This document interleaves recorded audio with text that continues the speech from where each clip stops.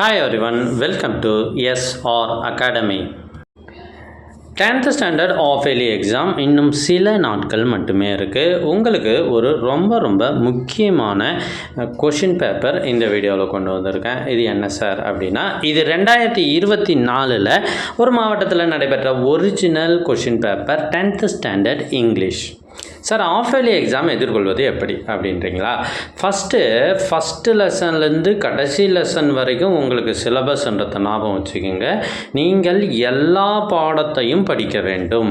அதாவது இது பப்ளிக் எக்ஸாமுக்கான முதல் முன்னோட்டம் அல்லது ஃபஸ்ட்டு பப்ளிக் எக்ஸாம் அப்படின்னு வச்சுக்கலாம். இதில் இருக்கிற எல்லா பாடமும் நீங்கள் தெளிவாக படிக்கிறது மட்டும் இல்லாமல் இதில் முக்கியமான கேள்விகளை தெளிவாக படித்து எழுதி பார்க்க வேண்டும். சார் முக்கியமான கேள்விகளை எப்படி சார் பார்க்கறது? அதான அவங்க கேள்வி.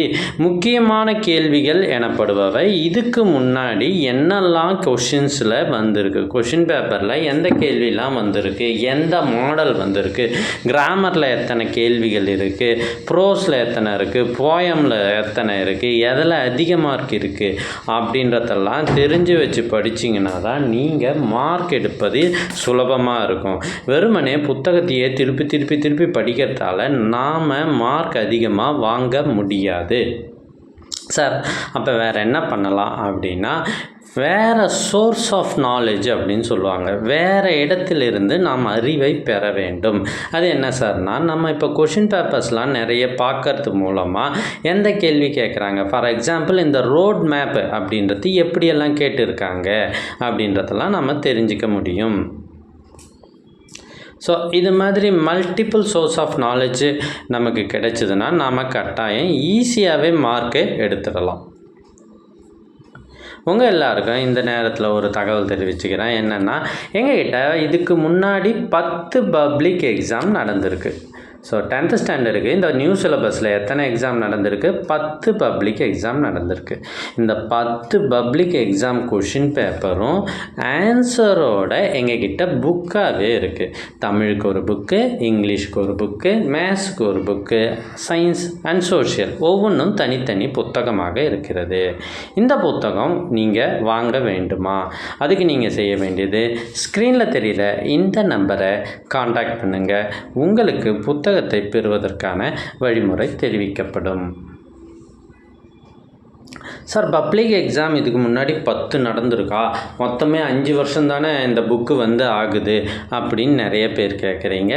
நல்லா தெரிஞ்சுக்கங்க, நீங்கள் எழுத போகிற எக்ஸாம் ஒன்று, அதை தொடர்ந்து ஜூலை மாதம் அல்லது ஆகஸ்ட் மாதத்தில் ஃபெயிலானவங்களுக்கு ஒரு எக்ஸாம் நடைபெறும்.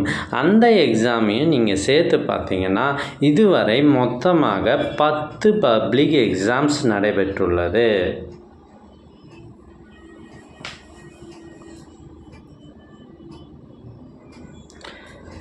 ஸோ இதை நீங்கள் இந்த 10 கொஷின் பேப்பர் படித்தாலே போதும், சூப்பராக 90க்கும் மேல் மதிப்பெண் எடுக்கலாம். ஒவ்வொரு சப்ஜெக்ட்லேயும் 90க்கு மேலே தாராளமாக எடுக்கலாம். இதுவரை நீங்கள் படிக்கலைனா கூட இந்த புக்கை மட்டும் வாங்கி படிங்க, அதுவே போதுமானது.